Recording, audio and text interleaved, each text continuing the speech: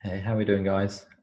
Michael here from Ashford Family Chiropractic, and today I wanted to talk a little bit about migraines. About 15% of people have migraine, suffer with it at least once a month, if not more. It gets in the way of life, it gets in the way of work. It's incredibly painful, it's incredibly uncomfortable. I think last year about 8.8 billion was wiped off the UK economy. So needless to say, it's a big issue. So today I thought I'd talk a little bit about what a migraine is, or at least the theories, or one, at least the main theory that seems to be growing in popularity at the moment.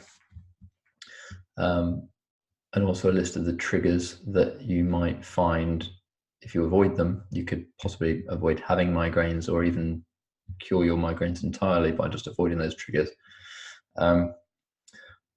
So we'll go through those one by one if we can. So the current theory is that migraine is a neurovascular issue involving proteins within the brain that don't allow calcium to move properly in and out and around cells. So they don't open and close off properly, and that essentially leads to a heightened sensitivity within the brain, constriction, dilation of blood vessels, all the various. I mean, there's so many potential symptoms you might have, but they all come down to that inability of those proteins to those channels to move properly. So 70% of people that suffer with migraines have a family history of migraine. So basically, you can pretty much blame your parents for your headaches you're getting. Gets you off the hook. But there are a few different kinds of migraine. Okay, so 85% of migraines are classed as common migraines, also known as migraine without aura. And these typically present with pain on one side of the head. They have often a pulsing or throbbing quality of pain. There can be a sensitivity to light, which is known as photophobia. So often the person will move to a dark room, as there's an aversion to sound, often in a dark, quiet room as well. It's known as phonophobia. There can be nausea with or without vomiting. So the person will feel quite ill when they have these types of headaches. Pain, the discomfort can be made worse with physical activity as well. When we're looking at migraine with aura, again, those symptoms might be present, but there may also be a kind of what's called a prodrome, which is a sense of a migraine headache coming on, which can be days or even hours before the onset of headache. And that may be some irritability, that may be a sense of neck stiffness, that might be a sense of hunger, increased urinary frequency. So the person often senses they're going to get a migraine before they actually have a migraine. And this is part of what's called a classic migraine. It's about 15% of sufferers will have this. Often there's visual disturbances which are can be quite severe. There can be temporary blindness in some cases, where the person can obviously think they are going blind. That's the first thing they're going to think. It can be quite a scary situation for them.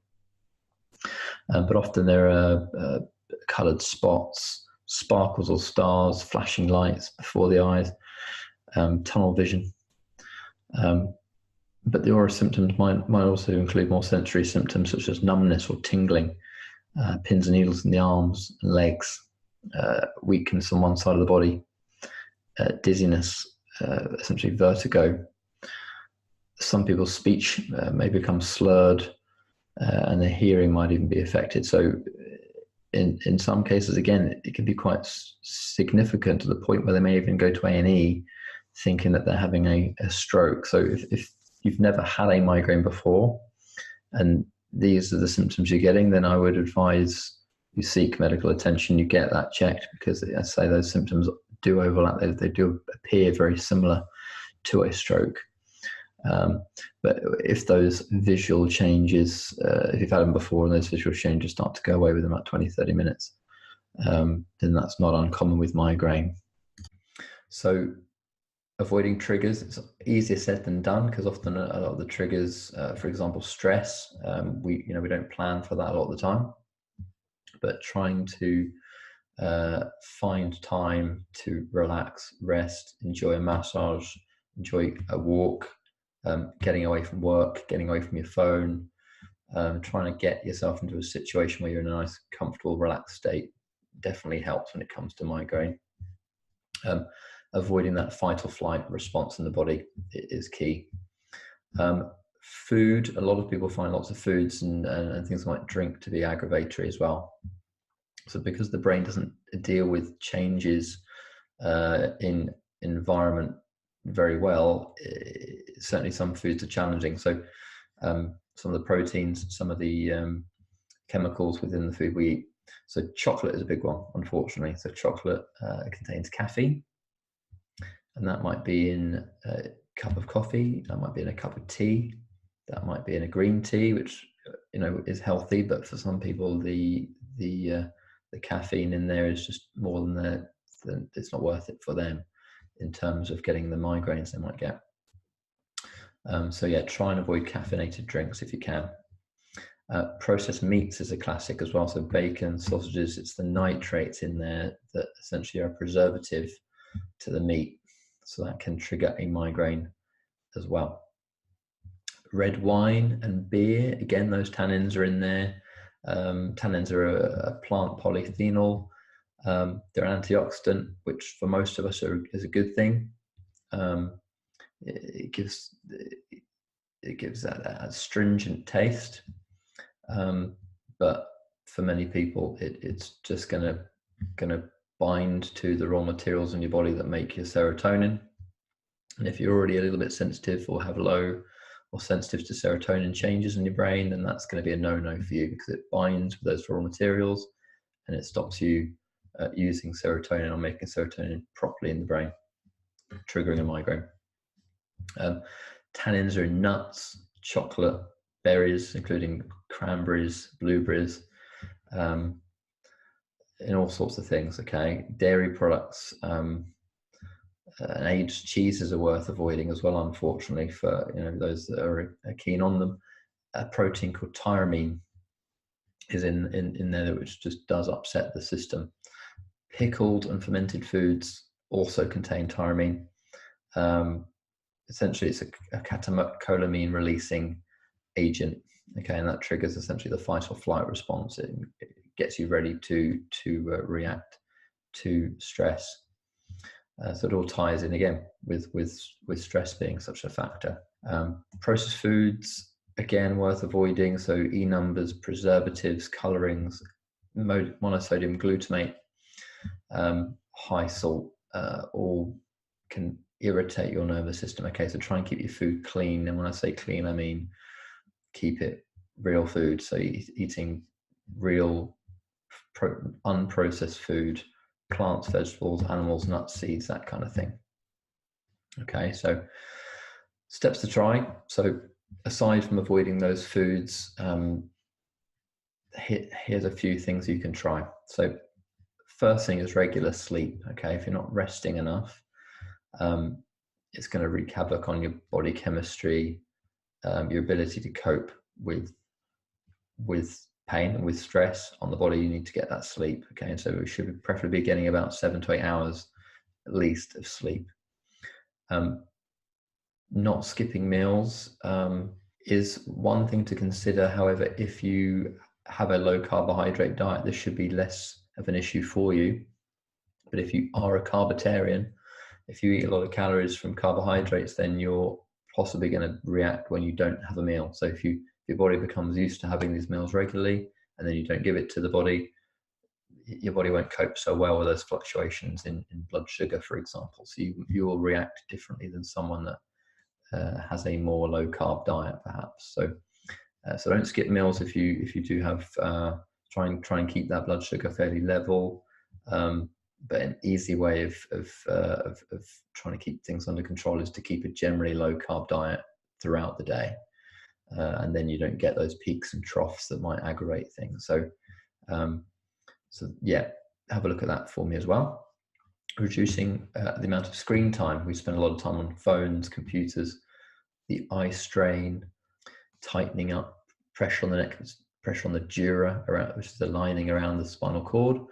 That can create problems in further up in the brain, irritates those nerves. Some medications can cause it. Let's have a look at if you're on any medications, particularly vasodilators, then they're worth having a look at as well.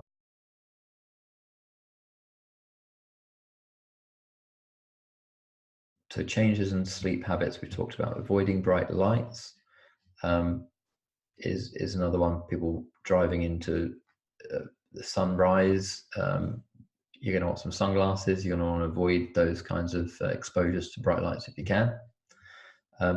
Dehydration. Okay, drinking more water. So many people, if they drink more water, they will do better just from that. So just making sure you drink about 8 fluid ounces, 8 glasses of 8 fluid ounces per day. So about 8 glasses of water a day. Another little top tip for you: celery juice. 4 to 5 sticks of celery juice. Juice those up. It will give you about 150 milligrams of sodium, not sodium chloride, not salt, but just straight up sodium, which can help with hormonal changes within your body as well. Okay. Other great things to supplement with or eat more foods with is vitamin C and magnesium. Okay, so you need to make oxytocin in your body, and you need vitamin C and magnesium to make that. Magnesium also helps to relax muscular tissue. So when we think about blood vessels constricting and dilating in your brain, into the brain, we're going to want to try and calm those down. And magnesium helps that to happen. So it helps to relax your blood vessels. It relaxes your skeletal muscles as well. So you're just a very tense person, chances are your magnesium levels need to be topped up. And I tend to recommend about 400 milligrams per day of magnesium. Citrate would be the best one, okay? Because there are other forms of magnesium you want to avoid, like magnesium oxide, which would be great if you're constipated, because it would help to keep some fluid in the bowel and shift your bowels. But unless that's what you're after, go for magnesium citrate. Tension in the neck is a big one. So as a chiropractor, we see a lot of neck trouble in clients with migraines. And when we address the neck tension, when we relieve that tension from the nerves, particularly at the top of the neck, around the occiput, around the base of your skull, around the upper first and second vertebrae, when we release that tension with an adjustment, or when we trigger point the muscles around there, we get great results. So going to the chiropractor, getting your neck checked would be another big top tip. So I hope you found that useful. Hopefully you can find my subscribe button if you've enjoyed some of the content from today. I'll try and post several times a week. So give us a like, comment in the comment section, and I'll look forward to seeing you again soon.